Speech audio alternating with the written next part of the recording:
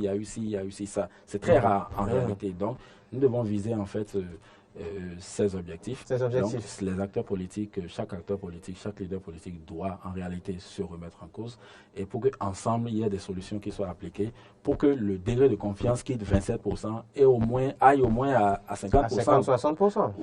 Ou 60, ou même 86%, comme pour les scientifiques. Donc, c'est tout l'enjeu en réalité de cette question.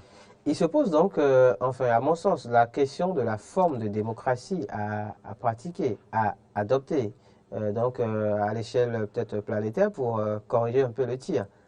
Oui. Et à vous écouter, j'ai l'impression qu'en fait, la forme, enfin, du point de vue de cette étude-là, c'est celle directe finalement, de la démocratie directe, qui semble avoir le plus d'assentiment.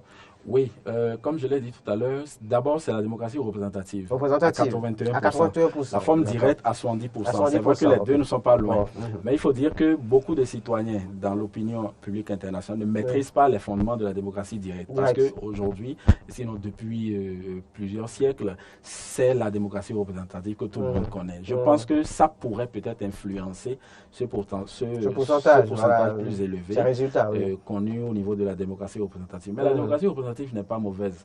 Il suffit juste, les gens ont souligné le fonctionnement, l'application qui n'a pas été appréciée de leur part. Je pense que tout est une question de fonctionnement. Il faut revoir comment est-ce qu'on la pratique pour que les gens se sentent visibilisés. Parce qu'il y a des populations qui se sentent invisibilisées dans certaines lois, dans certaines décisions, dans certaines actions qui ne se retrouvent pas. D'autres se demandent, bon, est-ce que ceux qui sont là-bas nous représentent véritablement? Et du coup, ça crée un certain nombre d'irrégularités qui malheureusement donnent des mauvaises images sur la politique de certains pays. D'accord. Je reviens rapidement sur ce que je disais tout à l'heure. Donc c'est la démocratie représentative à 81% quand même, qui est celle la plus, on va dire, voulue par les peuples. Et après, on va voir donc la démocratie directe. Est-ce qu'on peut avoir un ou deux détails justement sur, on va dire, la nuance à faire entre ces deux formes de démocratie? Béninois aussi, parce que il faut bien que justement les gens ne se sentent pas invisibilisés par tout ce que nous disons sur ce plateau. Pour emprunter votre terme.